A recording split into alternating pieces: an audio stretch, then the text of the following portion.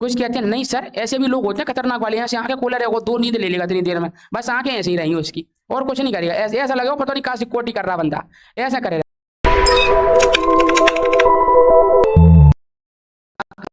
यानी epic period कहेंगे इसे, क्या कहेंगे बेटा?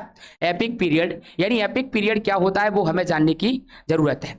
ध्यान से सुनेंगे सभी लोग। एपिक पीरियड की अगर हम बातचीत करें तो महाकाव्य काल से तात्पर्य रामायण और महाभारत के प्रारंभिक संकलन से है। कौन सा काल आएगा इसके अंदर? रामायण और महाभारत का प्रारंभिक संकलन काल आएगा, यानी स्टार्टिंग फेज आएगी किसकी भैया? रामायण और महाभारत की।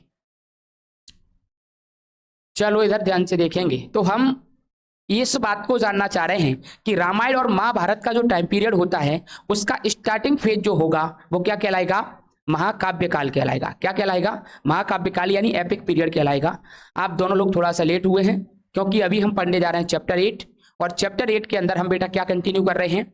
चैप्टर 8 की आगे की कहानी को कंटिन्यू करें इससे पहले हमें चैप्टर का नाम पता होना जरूरी है। चैप्टर का नाम क्या है? नेम क्या है इसका? एपिक पीरियड यानी महाकाव्य काल। महाकाव्य 2 प्रकार के हम पढ़ते हैं, बोले तो 2 महाकाव्यों की चर्चा करते हैं। स्पेशली इसके अंदर जो टाइम पीरियड आ रहा है महाकाव्य काल के अंदर वो किसका आ रहा है?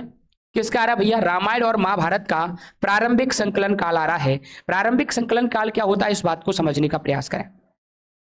जैसे मैं किसी भी किताब की रचना करना शुरू कर रहा हूं, कोई भी बुक्स मैं लिखना शुरू कर रहा हूं, मैंने वो बुक्स 2025 से लिखना प्रारंभ करी।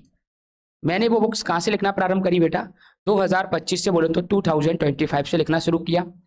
जब मैं इसको लिखूंगा तो मैंने कहा बेटा ये अंतिम जो लिखने का मेरा तरीका है, लास्ट में मैंने जाकर के 250 में इस बुक का क्या कर दिया है? एंड कर दिया है, क्लोज कर दिया है, और ये बुक कंप्लीटली रूप से लिख दी गई है। बात समझ में आ गई? लेकिन मैं इसका प्रारंभिक टाइम पीरियड अगर बताना चाहूं, स्टार्टिंग मैंने जब बुक की करी तो कहां से करी लिखने की भैया? 2025। ठीक है, इसी प्रकार से हमें इस बात को समझना है कि जब भी हम एपिक पीरियड की बातचीत करेंगे तो वो एपिक पीरियड जो होगा वो कौन सा टाइम पीरियड है?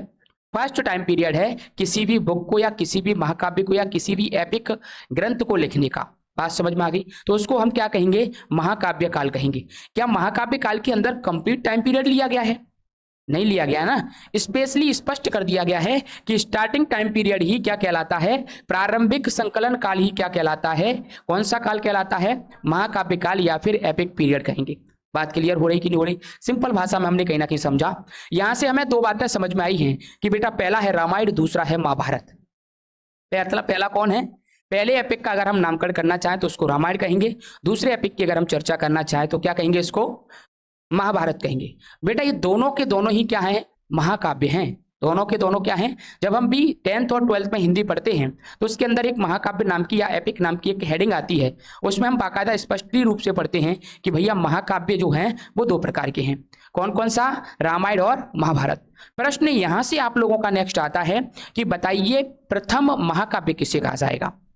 प्रथम महाभारत जो महाकाव्य होगा वो कौन कहलाएगा? कौन कहलाएगा? कोई बता सकता है? ऐसे डरे डरे से काय के लिए बोलते हो? ध्यान से सुने। प्रथम महाकाव्य जो कहा जाएगा बेटा वो रामायण को कहा जाता है। किसको कहा जाता है? रामायण को। रामायण को कहने की वजह क्या है? लगभग इनका टाइम पीरियड एक दूसरे का समकालीन है, एक दूसरे के इक्वलिटी के टाइम पीरियड में आते हैं दोनों। कौन? रामायण और महाभारत। लेकिन इनमें से भी अगर कंपैरिजन किया जाए तो सबसे पहले जो टाइम पीरियड देखने को मिलता है वो किसका देखने को मिलता है? रामायण का। वजह क्या है कि जब व्यक्ति महाभारत का अध्ययन करता है, स्टडी करता है, तो जब महाभारत का स्टडी किया जाता है तो उसमें रामायण का, और रामायण की जो ऋषि हुए लिखने वाले जिनका नाम वाल्मीकि है, क्या नाम है? वाल्मीकि के द्वारा ही तो प्रारंभिक रामायण का क्या किया गया था? लेखन किया गया था। अरे राइटर प्रथम कौन है? वाल्मीकि हैं। ऐसा माना जाता है कि वाल्मीकि ने आंखों का देखा हाल रामायण का लिखा था। वो अलग बात है कि रामायण, उस रामायण का आज तक भी कोई भी लेखक या कोई भी राइटर लगभग 50 to 60% भी क्या नहीं कर पाया है? ट्रांसलेशन नहीं कर पाया है। वो तो तुलसीदास जी थोड़ा सा ऐसे हुए हैं जिन्होंने उसकी मैक्सिमम बातों को क्या किया है? संस्कृत भाषा से कहीं ना कहीं कन्वर्ट करने का प्रयास किया है। बात समझ रहे हैं? लेकिन प्रथम राइटर जो रामायण के हैं स्पेशली वो कौन है? वाल्मीकि। तो वाल्मीकि का भी जिक्र और रामायण का भी जिक्र जो आपको मिलेगा बेटा वो कहाँ देखने को मिलेगा? महाभारत में। और जब महाभारत में वो चीज आकर के लिखी गई है, इसका मतलब वो चीज, वो घटना या तो उसी के समकालीन रही होगी या फिर उससे पहले रही होगी, बाद की तो हो नहीं सकती। बात समझ रहे हो कि नहीं? आप अगर किसी भी किताब को लिख रहे हो या अपने बारे में लिख रहे हो, आप और आपका भाई दो लोग हो, आप अपने ऊपर पूरी कंप्लीट फैमिली के ऊपर क्या लिख रहे हो? किताब लिख रहे हो। जब किताब लिख रहे हो या बुक लिख रहे हो तो आप मुझे एक बात बताइए, आप अपने भाई के बारे में लिखेंगे, आप अपने माता पिता के बारे में लिखेंगे, आप अपने दादा दादी के बारे में लिखेंगे, आप अपने रिश्तेदारों के बारे में लिखेंगे, आप अपने आप के बारे में लिखेंगे जो दैनिक घटनाएं हमारी चल रही हैं। आप लिखेंगे कि आज भैया गया था, चुपके से निकल गया था, घर में बताया नहीं था। ये आपने लिखा क्योंकि भाई आपका समकालीन है, भाई आपके टाइम पर है। बात समझ रहे हो? क्या आपके भाई का लड़का जो हो गया है उसके बारे में भी बैठ करके लिखोगे? भाई अभी हुआ ही नहीं है, भाई तो कुंवारा घूम रहा, शादी नहीं हुई, वो तो ऐसी आवाराओं की तरह गलियों में चक्कर लगा रहा है, तो भैया उसके बच्चे के बारे में कहां से लिख देंगे? ठीक है, इसी प्रकार से माना गया कि भैया रामायण जो रही है या तो महाभारत से समकालीन रही है या फिर महाभारत के ठीक पहले रही है, और ऐसा भी माना जाता है कि दोनों राज्य एक साथ एक कंपेरिजन में नहीं चल सकते। तो इसीलिए इन्होंने कहा है कि रामायण जो रही है वो कौन सा महाकाव्य है? महाभारत के पहले का महाकाव्य है। कहानी क्लियर होगी कि नहीं होगी? पूरा लॉजिक क्लियर हुआ क्यों कहा गया? चलो अब हम आगे कंटिन्यू करते हैं इस बात को। यद्यपि रामायण और महाभारत की रचना के काल को लेकर के विद्वानों में बेटा क्या चल रहा है? मतभेद चल रहा है। इनके अंदर खुद क्लियर नहीं है बातें, इनके अंदर खुद डाउट है, तो ये चलता रहेगा, इससे कोई फर्क नहीं पड़ता। लेकिन अधिकांशतः विद्वानों के अनुसार इन दोनों महाकाव्यों का प्रारंभिक संकलन जो है कहां से स्टार्ट होता है? 6वीं से लेकर के 4वीं शताब्दी तक प्रारंभ हुआ और इसके मध्य चला। ध्यान से सुनेंगे। इन्होंने माना है जबकि अंतिम संकलन जो हुआ है गुप्त काल में 2री से लेकर के 4वीं ईस्वी तक की क्या कर रहा है? ये बातचीत कर रहा है। देखो मैं ये जो बात कह रहा है उस बात को लिखने का प्रयास कर रहा हूं। इन्होंने कहा कि महाकाव्यों का फर्स्ट स्टेज है जो प्रारंभिक संकलन है वो कौन सी सदी से? 600 BC से लेकर के कहां तक? 400 BC तक चला, पहली स्टेज। सेकंड स्टेज इन्होंने कहा है, दूसरी स्टेज की ये जो चर्चा कर रहे हैं 400 से लेकर के कहां तक? 200 BC तक चल रहे हैं। कहां तक चल रहे हैं? 200 BC तक। इन्होंने महाकाव्य के काल को, टाइम पीरियड को 2 भागों में बांटा। कितने भागों में बांटा? 2 भागों में। पहला टाइम पीरियड इन्होंने क्या डिसाइड किया है बेटा? पहला टाइम पीरियड इन्होंने बताया है जिसे हम प्रारंभिक संकलन कह रहे हैं 600 से लेकर के 400 तक चला। बोले तो 200 वर्षों का समय रहा। कितना रहा? 200 वर्षों का समय रहा। ऐसे ही लास्ट टाइम पीरियड की जब ये बात कर रहे हैं तो 400 से लेकर के 200 तक रहा। बोले तो कंप्लीट ईयर इसकी कितनी रही? 200 ईयर्स रही।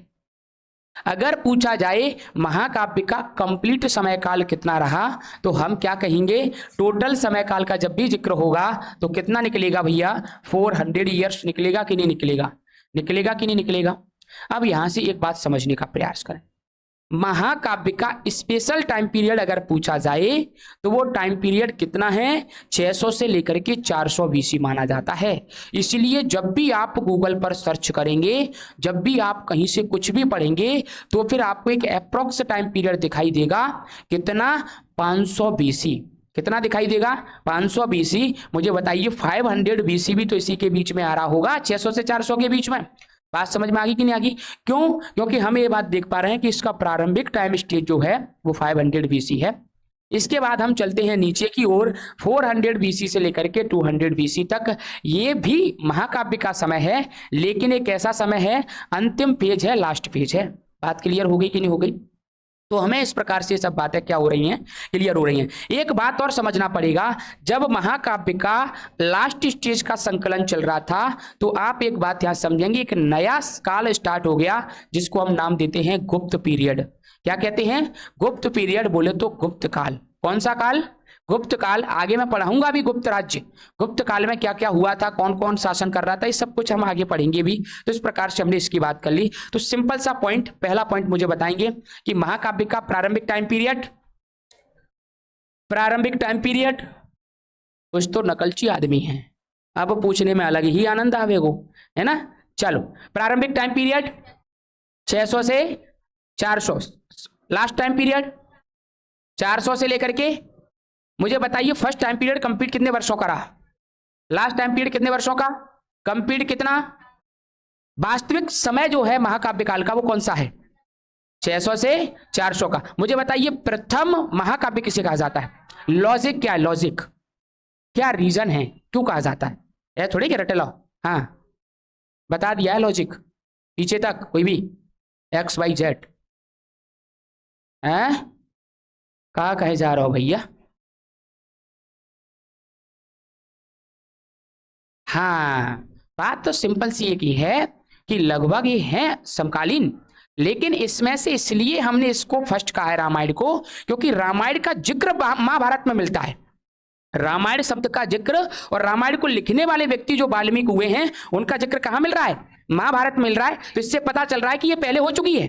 बात समझ रहे हो कि नहीं? पूरी कहानी समझ रहे हो? तो इस वजह से हमने इस बात को कहा कि यह चीजें कहीं ना कहीं देखने को मिलती हैं। रामायण की रचना महाभारत से पूर्व मानी जाती है, क्योंकि महाभारत में रामायण और वाल्मीकि का क्या मिलता है? स्पष्ट उल्लेख मिलता है। इस बात को हम समझने का प्रयास करेंगे। ये बात मैंने अभी आपको बता दी है। रामशरण शर्मा के अनुसार रामायण की रचना जो है महाभारत के पश्चात हुई है, ऐसा इनका मानना है। किनका मानना है? रामशरण शर्मा जी कह रहे हैं, इन्होंने बोला है कि रामायण जो लिखी गई है वो महाभारत के बाद लिखी गई है। पहले क्या लिखा गया है? महाभारत लिखा गया है, ऐसा इन्होंने बोला। अब आप हो नए राइटर बन जाओ, आप कह दो कि नहीं, दोनों एक साथ चले थे। दोनों का चले थे एक साथ। आपकी भी लाइन डल जाएगी कि फलाने साहब के अनुसार ऐसा माना जाता है कि ये दोनों ही युद्ध या दोनों ही महाकाव्य जो है एक दूसरे के बिल्कुल समकालीन थे। कोई भी आगे पीछे की चर्चा नहीं करेंगे। लिखने के लिए तो कुछ भी लिखते हैं, विद्वान है, अपना मत दे रहे हैं। बस बात यह है कि इस बात का कोई सिद्धीकरण भी नहीं कर सकता, इस बात का कोई सिद्धीकरण भी नहीं कर सकता। ऐसे इन्होंने भी सिद्ध नहीं किया, लेकिन कहीं ना कहीं क्वेश्चन तो आ सकता है ना कि बताइए रामशरण शर्मा जी ने क्या बोला। तो हम एक ही बात बोलेंगे, इन्होंने बोला कि महाभारत जो है वो रामायण से पहले का है। बात समझ में आ गई? आगे चलते हैं। रामायण तथा महाभारत दोनों को आर्ष महाकाव्य कहा जाता है। मीन्स ऑफ आर्ष महाकाव्य या आर्ष एपिक्स क्या कहलाता है? क्या कहलाता? आर्ष शब्द का मतलब कोई समझा सकता है? ध्यान से समझने का प्रयास करें। आर्ष शब्द का मतलब होता है ऋषि। क्या? आर्ष शब्द का मतलब होता है ऋषि, या फिर हम दूसरा शब्द कह सकते हैं मुनि। तो हम रामायण और महाकाव्य की, जब रामायण और महाभारत की जब भी बेटा चर्चा करते हैं तो रामायण और महाभारत दोनों जो होते हैं वो ऋषियों के द्वारा लिखा गया महाकाव्य है। किसके द्वारा लिखा गया महाकाव्य? इनका संकलन जो किया है, इनकी रचना जो करी है ऋषि मुनियों ने करी है। किसने करी है? ऋषि मुनियों ने करी है। इसीलिए इसको हम कौन सा महाकाव्य कहते हैं? आर्ष महाकाव्य कहते हैं। डायरेक्ट प्रश्न आया गया है, बोले तो डायरेक्ट प्रश्न पूछा गया है कि बताइए आर्ष महाकाव्य किस किस को कहा जाता है? तो जवाब क्या क्या जाएगा? रामायण। और क्यों कहा जाता है? रीजन क्यों कहा जाता है? कब बताते बताते सोते होगा? कुछ कहते हैं नहीं सर, ऐसे भी लोग होते हैं खतरनाक वाले, ऐसे आंखें खोला रहेगा, 2 नींद ले लेगा इतनी देर में, बस आंखें ऐसे ही रहेंगी उसकी और कुछ नहीं करेगा। ऐसे ऐसा लगेगा पता नहीं कहाँ से कोटी कर रहा बंदा, ऐसा करे रहेगा बस। और ऐसा लग रहा होगा कि ये सो नहीं रहा, बिल्कुल जाग रहा है। ऐसे ही मुझे आप लोगों में दिखाई दे रहा है। बस घूरते रहते हैं, घूरने के बाद जब भी जस्ट 2 मिनट पहले बात बताई गई है भैया उसका जवाब नहीं बताते। मैंने अभी क्या कहा कि ये ऋषि मुनि के द्वारा क्या है? रचित महाकाव्य है। यही तो मैंने लॉजिक बताया है। तो वो लॉजिक बताने का कष्ट करें ना। इतनी आवाज आए